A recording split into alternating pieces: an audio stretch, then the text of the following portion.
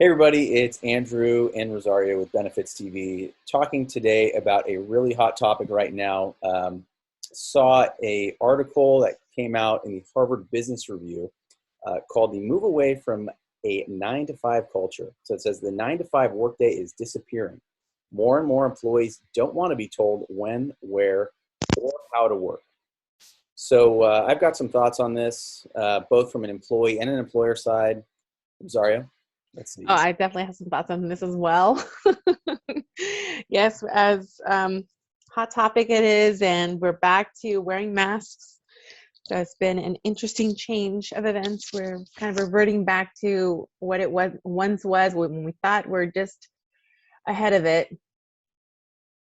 So, Yeah, I mean, so looking at the 9 to 5 thing, mhm. I can see from an employer standpoint why they may think that is a bad idea to move away from that. However, the work culture, and we've talked about this in other episodes, the work culture, how one works, working from home, working from an office, has changed dramatically in the past year and a half.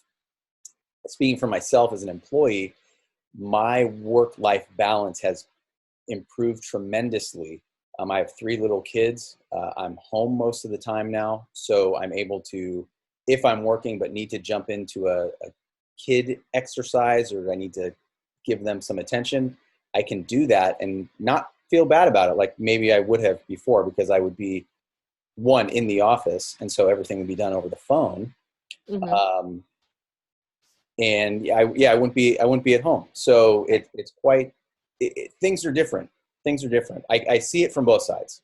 I see it from both sides too. I feel like I've definitely been more productive.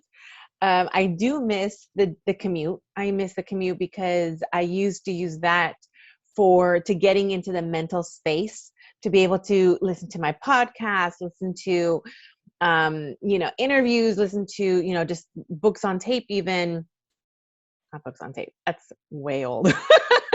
Yeah, how old are Talk you? about dating myself. So audiobooks. But audiobooks, thank Yeah. you very much. So I to get into the space of going into work, and then same thing coming back from work, it was my time to detach and to like leave the office behind and just jump in my car and start unwinding.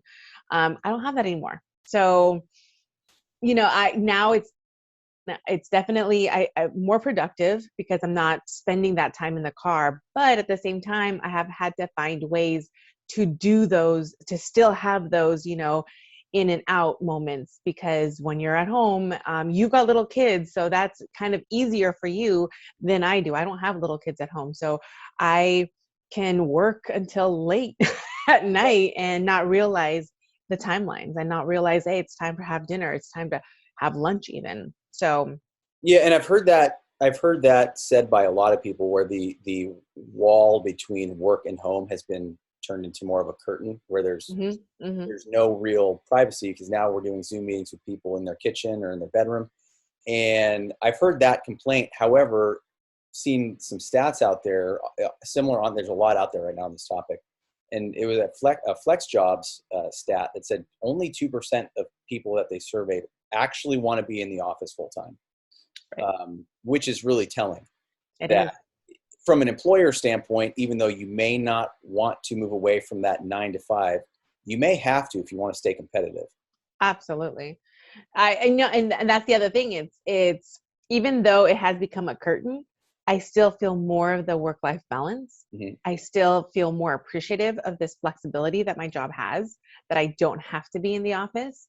And I think that employers who are making that change and adapting so much and so much so fast, because of the changes that we're getting now, it's with the CDC, I think they are, um, and they are becoming those, choice employers. They are becoming, I mean, there's absolutely, I've had many conversations with employees who, if they're, requested to go back or required to go back to the office, they are looking. They are Yeah, definitely I think looking. so. That same survey that is mentioned, I think it was 38 or 39% of the people that responded to it said that if they were forced to go back into the office full time, they would quit and find another job, or I should say look for another job.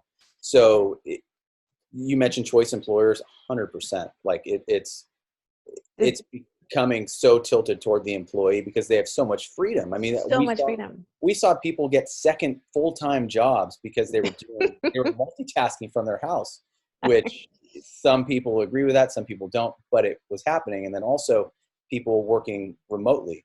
I mean, why is it that, you just hired somebody in, pick a state, Kentucky, and they can work 100% remote because they're there and our office is here, yet you're forcing me to be in the office just because I'm in driving distance. Exactly. Same position, same job title, but yes, just locality. Yes, exactly. Absolutely. Exactly. Yeah. So, did that survey, by the way, did it say anything about generations? I don't remember. There are some surveys out there, though.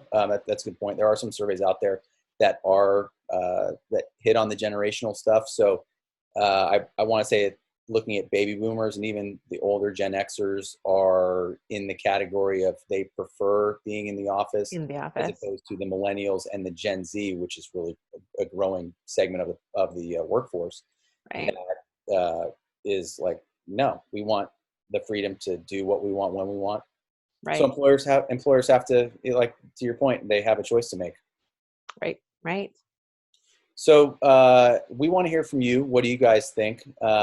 Certainly a hot topic and very interesting to hear other opinions on this.